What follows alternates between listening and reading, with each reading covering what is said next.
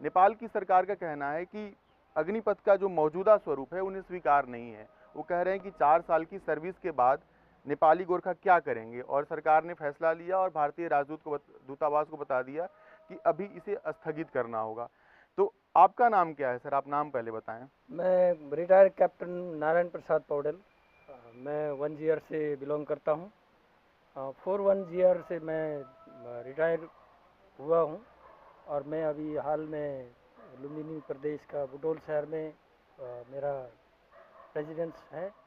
तो और कल से ही यहाँ पे अग्निपथ भर्ती रैली की शुरुआत होने वाली थी 25 अगस्त से, जो एक टेंटेटिव डेट निकली थी, लेकिन नेपाल की सरकार ने उसको स्वीकार नहीं किया। उन्हें कहा कि अग्निपथ का जो मौजूदा स्वरूप है हमें स्वीकार नहीं है, क्योंकि 25% को ही रिटेन करेंगे, बाकी को 4 साल बाद वापस भेज देंगे। तो आपका क्या रिएक्शन, नेपाल की सरकार ने जो स्थगित करने का फैसला लिया उस पर क्या सोचते हैं, और अग्निपथ स्कीम है उस पर क्या आप सोचते हैं? जहाँ तक नेपाल सरकार का सवाल है, वो सरकार के ऊपर कमेंट करने का मेरा कोई हक नहीं है।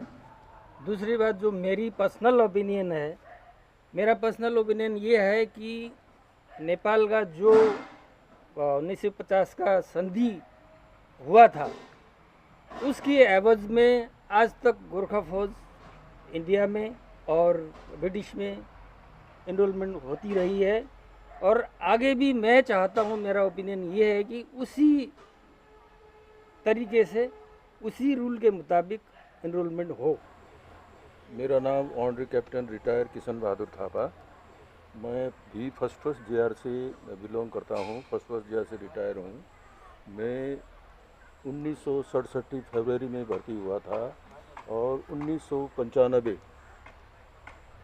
मैं मार्च में एक तारीख को मैं रिटायर हुए। तो ये सर, जो अभी पूरा विवाद चल रहा है अग्निपथ को लेकर, नेपाल की सरकार ने अभी नहीं माना है, फिलहाल स्थगित कर दिया है। भारत की सरकार का कहना है कि जो 1947 का ट्राइपेट्रियाट संधि जो थी, त्रिपक्षीय संधि जो थी, उसमें बात यही कही गई कि जो भारतीयों को मिलेगा वही नेपालियों को मिलेगा, इसमें कोई भेदभाव नहीं किया जा रहा है।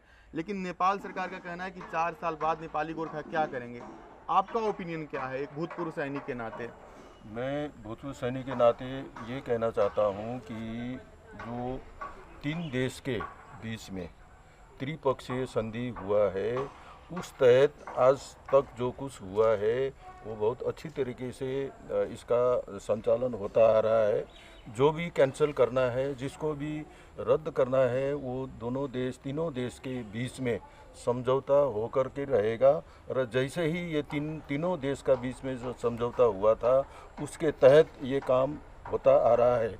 जहाँ तक ये अग्निपथ का सवाल है, ये नेपाल सरकार ने जो अपना स्टैंड लिया है अथवा इन्होंने ये रद्द करने का निर्णय लिया है, वो अब नेपाल सरकार के खिलाफ हमें भी बोलने का अधिकार उतना नहीं है। भारत सरकार का ये भी कहना है कि डिफेंस बजट का सबसे ज़्यादा हिस्सा जो होता है हम लोगों को सैलरी और पेंशन देने में खर्च कर देते हैं, तो हम सेना का आधुनिकीकरण नहीं कर पा रहे हैं। तो भारत सरकार के इस तर्क के आधार पर ही अग्निपथ योजना लाई गई है। आप इस पर क्या कहना चाहते हैं? Thank you. भारत सरकार की जो योजना है वो तो ठीक है, क्योंकि आजकल के ज़माना IT का है। लड़ाई फिजिकली बहुत कम हो जाता है और ज़्यादा IT का लड़ाई होने से सक्सेसफुल भी है आजकल, तो सबने देख चुका है।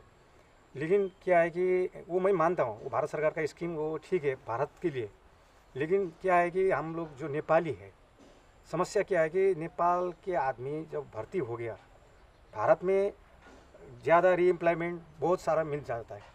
हमने देखा पहले टेरिटोरियल आर्मी भी है भारत में, वहीं टेरिटोरियल में इनरोल होते हैं, रिटायर हो जाता है, उनको बैंक में, कंपनी, सिक्योरिटी, इधर उधर सबको जगह नौकरी मिल जाता है। नेपाल में ये रीएम्प्लॉयमेंट ऑप्शन बहुत कम है। लड़के लोग आएंगे तो फिर वो तो उनके लाइफ बिल्कुल कैरियर बर्बाद हो जाएगा। मैंने भारत में कई पूर्व फौजियों से बात की, जैसे जनरल अशोक मेहता गोरखा रेजिमेंट में ही थे, तो उन्होंने कहा कि जो अग्निपथ योजना है इससे गोरखाओं और भारत की जो बॉन्डिंग थी, जो एक किस्म का एक गहरा संबंध था, वो कमज़ोर होगा। आपका क्या नाम है सर? आप इस पर क्या कहेंगे? मैं ऑनरी कैप्टन राज बहादुर थापा, मैं 49 GR से बिलोंग करता हूँ। जो ये स्कीम चला है भारत सरकार तो मोदी सरकार ने जो स्कीम लाई है, वो भारत सरकार के लिए बहुत ही फ़ायदेमंद होगा फ्यूचर में। फिर इसको सेटल करने में भी बहुत टाइम लगेगा, और भारत सरकार को ये नहीं भूलना चाहिए कि गोरखाओं के कारण कश्मीर में हो या पाकिस्तान के साथ हो, बांग्लादेश के साथ हो, कई देशों के साथ जो विजय मिली वो मेन जो लड़ाकू थे वो गोरखा थे। अब मान लीजिए अभी 4 साल के लिए आप भर्ती कर रहे हैं, अब इसी बीच में कहीं फौज का जो है डिसिप्लिन भी सही नहीं होगा, उनको लगेगा कि मैं तो 4 साल में निकल जाना है, तो वो आगे इसी बीच में पाकिस्तान के साथ या किसी अन्य देश के साथ लड़ाई होगा तो वो किस मन से लड़ेगा, तो वहाँ पे भी इसको असर देखने को मिलेगा भारत सरकार तो को। आप ये करें कि जो एक कमिटमेंट होता था जो रेगुलर जॉब में, वो कमिटमेंट गोरखाओं का नहीं रहेगा। नहीं रहेगा, क्योंकि जो 4 साल करना है उसको पता नहीं कि कल मेरे को रेगुलाइज करेगा या नहीं करेगा, मैं 4 साल में जाना है या आगे मेरे को 25 वर्ष में मैं आऊँगा, तो उसका डिसिप्लिन इतना नहीं होगा जो अभी जो हम लोग का था, अभी जो सर्विस कर रहे हैं जो रेगुलर, उसकी तरह नहीं होगा।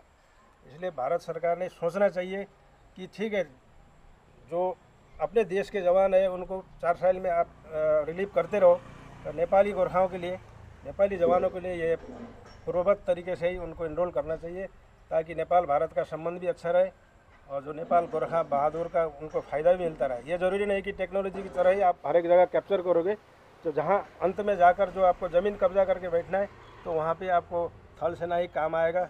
वहाँ सबसे पहला आप गोरखा को ही भेजते थे और अभी भी आप गोरखा को याद करेंगे। बंजारे साहब, मैं यहाँ पे पॉलिटिशियन से आपके बात कर रहा था तो वो कह रहे थे कि मेरा जो बायलेटरल रिलेशन है चाइना से भी है, पाकिस्तान से भी है। हमारे गोरखा भारत के लिए चाइना और पाकिस्तान से जाकर लड़ते हैं तो हमारा बायलेटरल रिलेशन ख़राब होता है। अब उनके फौज में जाने की जो एक पूरा जो राह है उसको बंद करना चाहिए, उस पर विचार करना चाहिए। आप क्या कहेंगे इस पर? मैं इस पर ये कहना चाहता हूँ कि भारत सरकार किसी भी हालत पे नेपाली गोरखाओं को बंद करना नहीं चाहिए। भर्ती लेकिन आपकी सरकार ये मांग कर रही है। रेगुलर करना चाहिए। जैसे पूर्व वक्ताओं ने कहा कि यदि 4 साल में एक लड़का भर्ती हो जाता है, 18 साल से 21 साल एज है, उस पीरियड में वो भर्ती होगा। 4 साल के बाद वो आके क्या करेगा? इंडिया में तो कई सिक्योरिटी, कई फैक्ट्रियां हैं, रेलवे है, हाँ, पैरामिलिट्री फोर्स है, असम राइफल है, CRPF है, हाँ, विभिन्न फौजें हैं, वहाँ पे वो सेटल हो जाएगा। नेपाल के लड़के जो यहाँ आएंगे 4 साल के बाद में, यहाँ आके क्या करेंगे? वो थोड़ा बहुत पैसा वो लेके आएगा, वो पैसा तो 2-3 साल में खर्च हो जाएगा, बाद में उसका लाइफ बर्बाद हो जाएगा। लाइफ बर्बाद। इसलिए किसी भी हालत में नेपाल की गोरखाओं के लिए ये रहना चाहिए। इंडिया अपना देश है, वो कुछ कर ले, है ना, ओके, उनकी बात है, पर नेपाल के लिए ये रेगुलेट करना चाहिए, रखना चाहिए।